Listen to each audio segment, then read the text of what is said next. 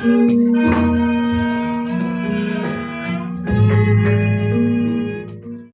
kita semua berbahagia, khususnya juga pada kedua keluarga besar yang pada hari ini setelah saudara Andi dengan saudari Jesslyn resmi sebagai suami istri, maka kedua keluarga besar telah terikat sebagai saudara. Ya, jadi dari tempat yang jauh, dari Kalimantan, Surabaya, Medan, Medan, akhirnya ketemu di Surabaya dan akhirnya bersaudara setelah ikatan perkawinan saudara Andi dengan saudari Jesslyn.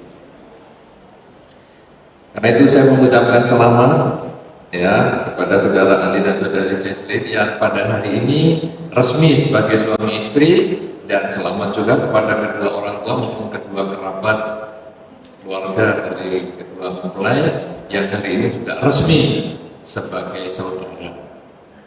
Nah, saudara-saudara, khususnya saudara Andi dan saudari Jesslyn, pernikahan di dalam tradisi agama Buddha yang menikah di depan altar Sang Buddha sesungguhnya nanti akan menjadi pengingat untuk mulai sekarang sampai selama-lamanya menjalankan dharma ajaran Sang Buddha, sehingga rumah tangga yang dibangun oleh Andi dan Jesslyn mulai sekarang sampai selama-lamanya akan menjadi rumah tangga yang berbahagia, harmonis, dan selalu akur. Apakah resep yang disampaikan di dalam dharma? Nomor satu, kalau rumah tangga ini bahagia, maka modal yang paling utama adalah kejujuran. Jujur itu sebetulnya menenangkan.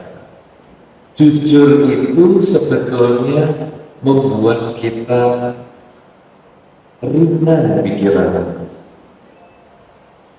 Nah, kita tentu memahami bahwa ketika Anda pacaran, kejujuran itu menimbulkan kenyamanan dalam pacaran. Misalnya saja, ketika depan, kemudian ditanya, sudah makan belum? Terus Andi, wah gengsi nih kalau datang belum makan. Kemudian tidak jujur, sudah makan. Oke, karena ngomong sudah makan, ayo kita ngobrol. Nggak lama kok. Kenapa ini? Akhirnya, iya saya pasti belum. Tidak jujur menimbulkan tidak nyaman. Kenapa saudara? Karena kejujuran itu sulit diterima. Kalau kita mau mendidik masyarakat kita ini menjadi masyarakat yang jujur, kalau kita mau membangun rumah tangga Andi dan Jesslyn ini menjadi rumah tangga yang jujur, mulailah siap menerima kejujuran. Aku beli cincin ini 20 juta. 20 juta? Nggak masalah. Tapi untuk jatah 10 tahun. Jangan beli-beli lagi ya. Loh masa sih kemahalan? Ya iya 20 juta. Nah, tapi dengan pelan-pelan akhirnya kejujuran ini bisa menjadi kebudayaan di dalam kehidupan rumah tangga Andi dan Jesslyn. Ya, apalagi Jesslyn kan ahli hukum. Selain jujur, di dalam dharma disampaikan pasangan suami istri perlu juga punya kemampuan menyesuaikan diri. Nah, ini penting, penyesuaian diri. Kenapa? Karena hidup ini berisi perubahan, selalu berubah. Para bapak ibu yang sudah menikah 10 tahun, 20 tahun, 30 tahun, lihat foto waktu pernikahan. Lihat, lalu bandingkan sekarang. Aku gak berani. Oh, sekarang lebih matang. Dulu masih muda. Dia sekarang juga gitu. Biasanya juga gitu. Di foto kan hari ini 20 tahun lagi. Beda sebenarnya. Jadi kalau nanti misalnya Andi juga seperti Pak Kris, jangan Jesslyn langsung ngomong, Andi, apa kuku? Kok kamu nggak seperti waktu tahun 2013? Kamu dulu masih wah berotot, suka fitness. Kok sekarang ototnya di tempat mana? Kalau menuntut seperti itu, bisa stres. Ya, saya lihat fotonya Pak Kris waktu perkawinan juga belum segini kok. Ya, perubahan, tapi bisa menyesuaikan. Kalau di dalam altar ini biasanya dilambangkan dengan air, ya. Nah, air itu diletakkan di mangkok, bentuknya yang mangkok. Diletakkan di botol, bentuknya botol, selalu bisa menyesuaikan diri. Demikian pula perkawinan yang bahagia adalah perkawinan yang selalu membangun komitmen baru supaya maju di dalam kehidupan berumah tangga. Kemudian yang ketiga adalah punya kesabaran. Sabar ini diomong enak. Oh, enak sekali. Semua orang menasihati sabar. Tapi untuk jadi sabar tidak. Setelah jadi suami istri, entah siapa nanti tidurnya ngorok kalau semalam lucu. Ngorok ya kamu. Ternyata kamu lucu. Tapi kalau 15 tahun bisa emosi. Orang yang tidak sabar karena memaksakan kehendak, kamu harus seperti itu. Padahal kenyataan tidak sama dengan keinginan. Orang yang bisa menerima keterbukaan atau kejujuran itu juga sabar. Ketika jujur, kemudian ada sesuatu yang menyakitkan, orang harus mampu menyesuaikan diri. Ini juga jadi sabar.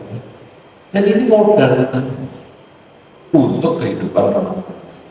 Yang keempat, berkaitan lagi kerelaan.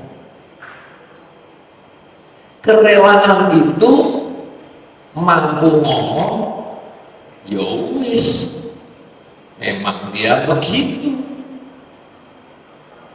Saudara-saudara, Anda yang kurang sabar, mungkin ada di antara Anda juga tidak sabar.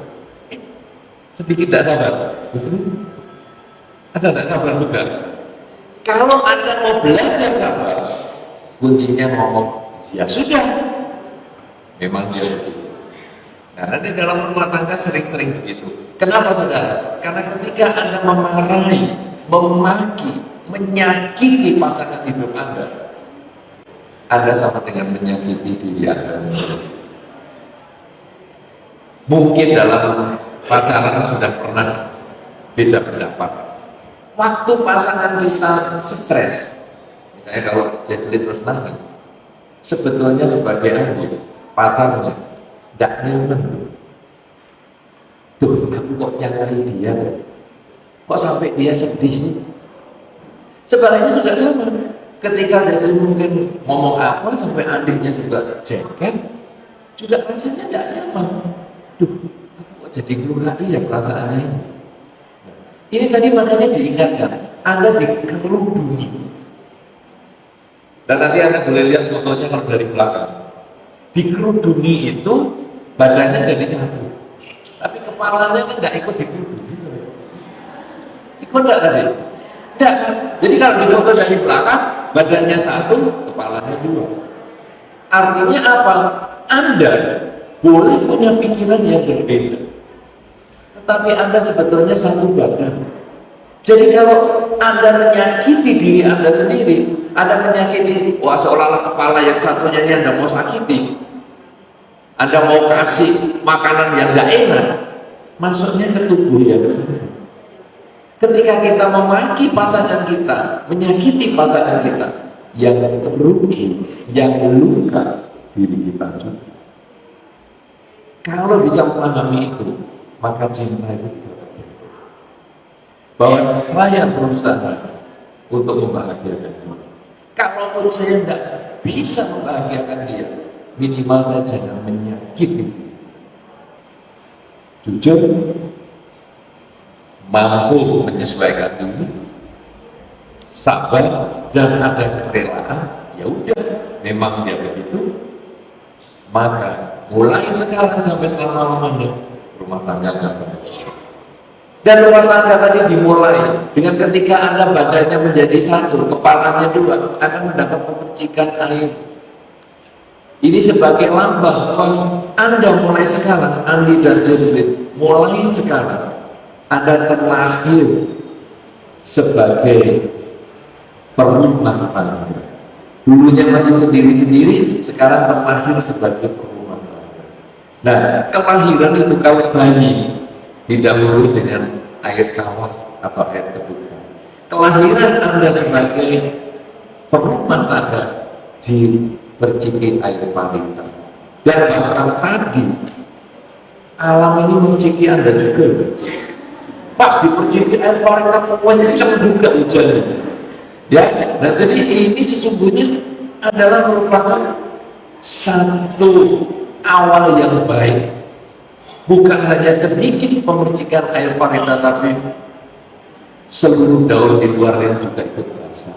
Karena itu mulailah rumah tangga yang demikian sudah bagus awalnya, jejaknya baik-baik, sehingga bagus di awal, bahagia di tengah, dan bahagia sampai akhir kehidupan. Ya, karena itu selamat sekali lagi kepada saudara Andi dan Jesslyn yang hari ini telah resmi sebagai suami istri.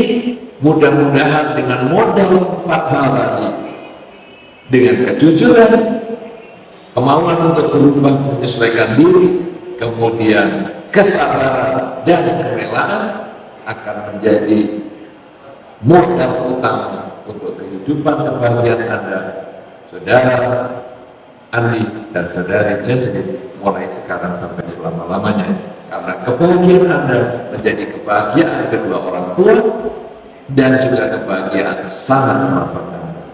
Semoga Anda semua selalu berbahagia. Semoga semua makhluk selalu berbahagia sampai saat waktu sudah.